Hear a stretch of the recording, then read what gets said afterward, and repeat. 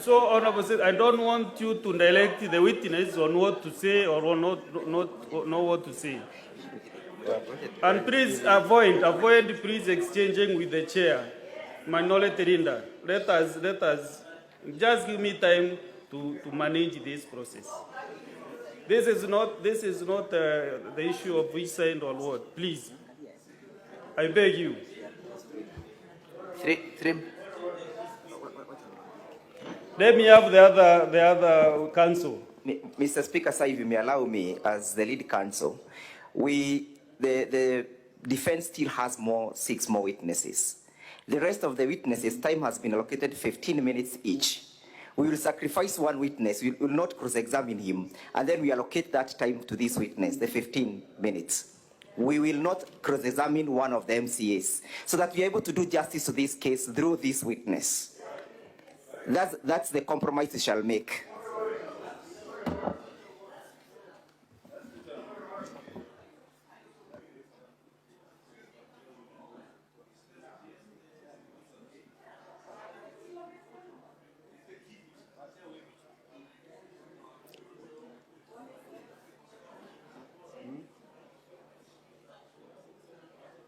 Can you give me the name of the member of County Assembly that you want to see in the 15 minutes for record purposes?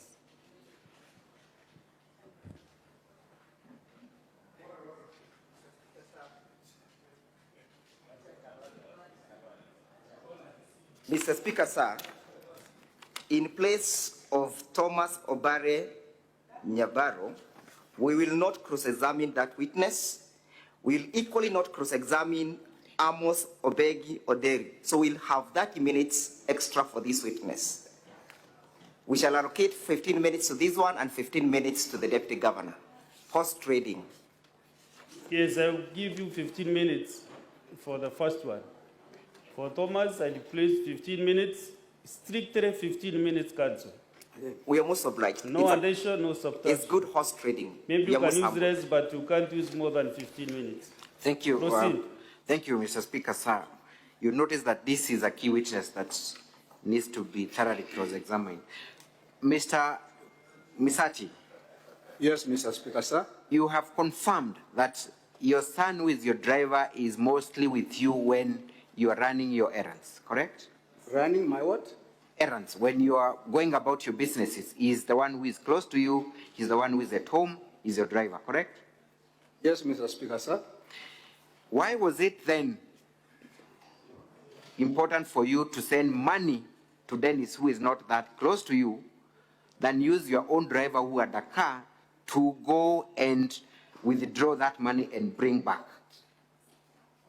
Mr. Speaker, sir, because the Deputy Governor, His Excellency, Dr. Robert Monda, in our discussion, he said that he needs some cash instead of going to M-Pesa. That is the time I decided that the money was to remit it to a younger person who will be able to run quickly to the... Mr. Witness, could your son run faster than your car that is being driven by your own son? But, Mr. Is that Speaker, what you're telling these senators? Mr. Speaker, That sir, indeed Dennis was capable of running faster than a driver with a car? Mr. Speaker, sir, as we have said that I've used Mr Misati to be my driver, and that's indicating it's the most trusted to me. In terms of management, I wanted also to show my son, Dennis Misati, that I love him through sending that money to also act on that. Thank you. That has been noted. You have also claimed at paragraph 24, Honorable Senators appearing at page 61, that the amount of money that you sent to Dr. Monda was part of the 600,000 that he had lent you, correct? At paragraph 24. Baron? You have alleged at paragraph 24 that previously you had received 600,000 from Dr. Monda, correct? That's in January. That's in January. Yes. And you're claiming that part of that money went to pay school fees for Dennis's child, correct? Among other expenses. How much money did you spend as school fees to the child of Dennis Okaya? Ms. Speaker, sir. How much money did you? It's a very straightforward. 60,000 shillings. 60,000 shillings. Yeah. And you confirm that it is you who paid that amount directly from your own affidavit? No. That is what you state. Can you read that paragraph again? The last sentence, please, and save our time. The amounts were partly, proceed from there. 24. The amounts were partly used to help my son Dennis, and the special fees. Proceed. Fees for his child that I personally paid. Thank you. You personally paid that amount, isn't it? Correct. Which account did you pay to? What was the mode of payment? And do you have evidence of payment of that amount? Here, Mr. Speaker, sir, payment, it looks relative. It's only that the money originated from me, and Mr. Misati, I only have 15 minutes and I want to utilize that very effectively. I am asking you a very specific question. To what account did you pay? The school's account, what mode, and where is the evidence? It's a very straightforward. Please do not bring stories. We do not have time for that. The money of the 60,000 plus other monies which I paid for my... We are specific on the 60,000 paid personally by you to the school. The money of 60,000 paid to pay school fees of my granddaughter, I gave it to one of my sons, including other money to one pay in the account. Mr. Misati, you've just read to us paragraph 24, that you personally paid. Isn't that what you read? On oath. Mr. Speaker, sir. No. Kindly save our time, Mr. Misati. Isn't that what you read? That you personally paid 60,000? Personally paid, it's very relative also, Mr. Speaker, sir. But not to indicate where I put the money. I gave the money, and my son took it to the bank, including other... Thank you. I urge the House to take note of the conduct of the witness and allow me to proceed. What is the name of your granddaughter? Zelda Kwamboka Mukaya. How old is she? She's, I think, 13 years. Where is she currently? It's me who took her to St. Where is she currently? Currently now? Yes. I cannot tell because when my son disappeared, I don't know where they went. But previously, it is me who took her to Nyaburu. Thank you. I yield the rest of the minutes to my learned friend, Mr. Njiru. Thank you, Mr. Mutuma. Mr. Witness, I want you to have a look at the bundle of the document by the County Assembly. Honorable Senators, I'm referring to page 184. Witness, I have 7 minutes to deliver this. These are Hanson's for the 29th of August from the County Assembly. Mr. Witness, I want you to have a look at the last paragraph where Honorable Deputy Governor is answering. But before I go to that, excuse me, I have not put the question. When the Deputy Governor asked you to refund the 500,000 shillings, what did he tell you the money was meant for? Pardon? When he asked you to return the 500,000 shillings he had lent you, what did he tell you was meant for? Mr. Speaker, sir, he told me that he has got some functions he was to use for that money. He had functions. Which functions in particular? Including that he was trying to go outside of the country. He was going out of the country. Correct. So the money was specifically meant to go out of the country, yes? Among other things. Among other things. Yeah. Are those other things that you're referring to the issues that you're discussing to, and more specifically, the forwarding of the money, 100,000 shillings to one Lucy? Are you aware or you're not aware? That one I'm not aware. You are not aware. I want you to have a look at page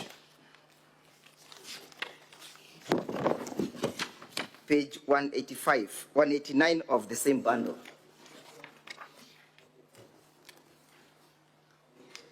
And the Deputy Governor traveled. Are you aware whether he traveled, he never traveled? You know, Are you aware or you're not aware? I'm not aware. Thank you. Yes. Look at page 189 of the same bundle, honorable members. The bundle by the County Assembly, volume 1.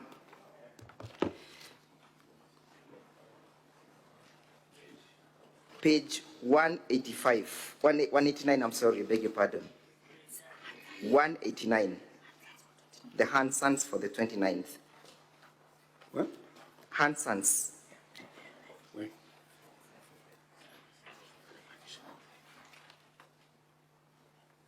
Who made the request for assistance? Who made the request? Of assistance of what? Yes, of you to be assisted for Dennis to secure a job. It's me, Mr. Speaker, sir. To whom did you make it to? Did you make it to your friend, Dr. Monda, or to the Deputy Governor of Kisii County? My friend, Dr. Monda. Where was that job supposed to come from? From his farm, from his shop, or from the county government? Mr. Speaker, sir. I have asked you two issues. Where was the job supposed to come from? From the county government. Thank you. Look at paragraph where we have the Honorable Deputy Governor. Yes, can you see that? Here? Yeah. Yes. Yes, would you read out? What's the Deputy Governor saying? Honorable Deputy Governor. Can you see where he's saying, Mr. Speaker, sir? Mr. Speaker, just as a good friend, yes?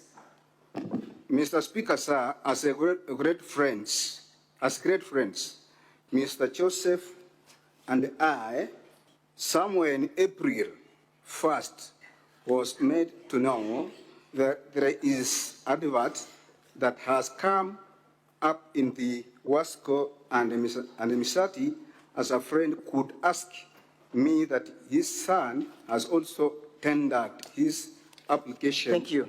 Yeah. In this respect, which son is the Deputy Governor making reference to? Dennis. Dennis.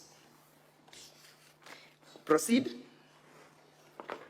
Can you see where my senior Mr. Kato Kigen is saying, so he requested if you could assist? Can you see? Yes, Mr. Speaker, sir. And what does the governor say? Does he say yes, that you made the request? Can you see that? Yes, Mr. Speaker, sir. Proceed to read. And did you talk to Lucy about the request about your friend? That's Mr. Kato Kigen asking the Deputy Governor, yes? Baron? That is my land friend, Mr. Kato Kigen, asking the Deputy Governor whether the Deputy Governor spoke to Lucy. Can you see that? Yes, Mr. Speaker, sir. And what was his answer? Honorable Deputy Governor, like any other leader, Mr. Speaker, sir, this request came to me. Everyone, honorable members, know that Lucy is a Wasco, would work under like any. Yes.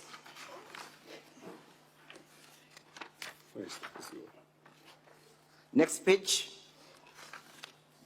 Lucy would work. Where is it? It's possible for you not to see now. Like any other staff who under the governor's office, where I'm also the deputy governor. So he acknowledges that Lucy works under the governor's office and that Mr. Monda is also under the same office, yes?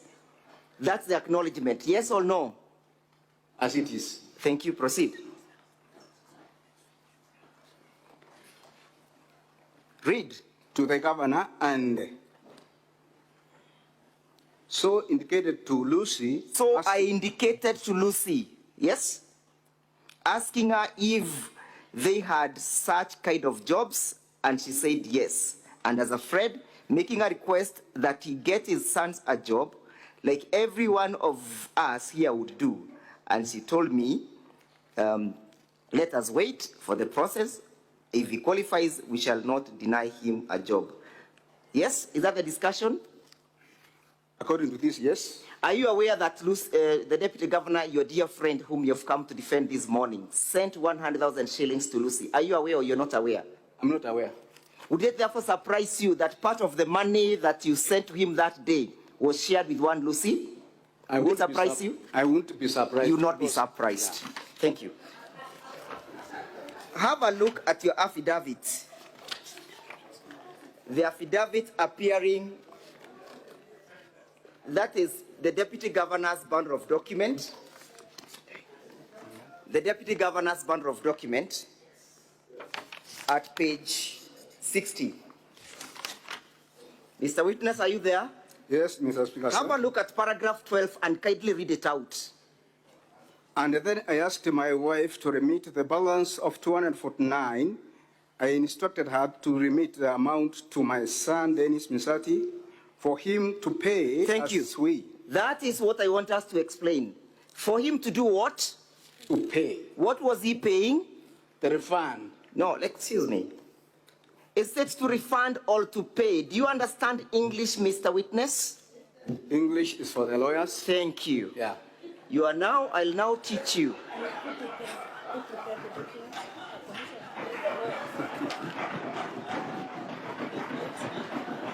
And therefore, Order, senators, order, senators. I'll put it to you that there's a difference between the statement to pay and to refund. Yes? And therefore, because you have preserved the English for us lawyers, I put it to you that the two words have different meanings. Yes? It is very difficult for me to understand. I therefore put it to you that paying is different from refunding. According to you, yes? And therefore, I further put it to you that the word payment being used here is the corruption and the bribery for your son to succeed with a job, yes? Payment is not a bribe. It will depend on which context it is. In this context now, thank you. That's wrong. Let us have a look at page 111 of the same battle by DG. Page 111,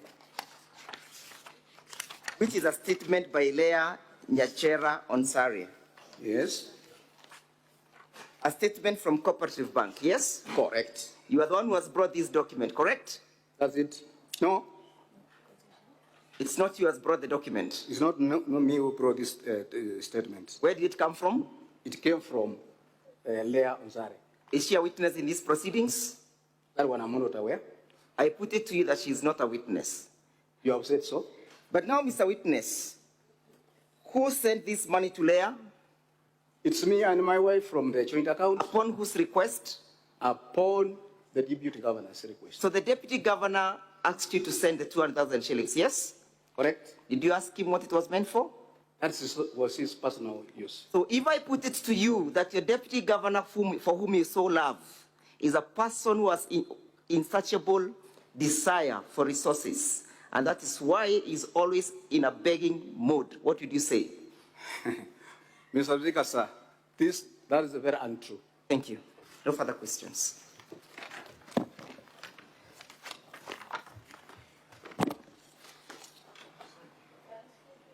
Yeah, Council, you are for the deputy.